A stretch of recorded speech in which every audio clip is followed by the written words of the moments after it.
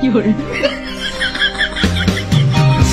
ka man lang naisip, di ka man lang nagsuka, pinabayaan mo ang iyong kinabukasan.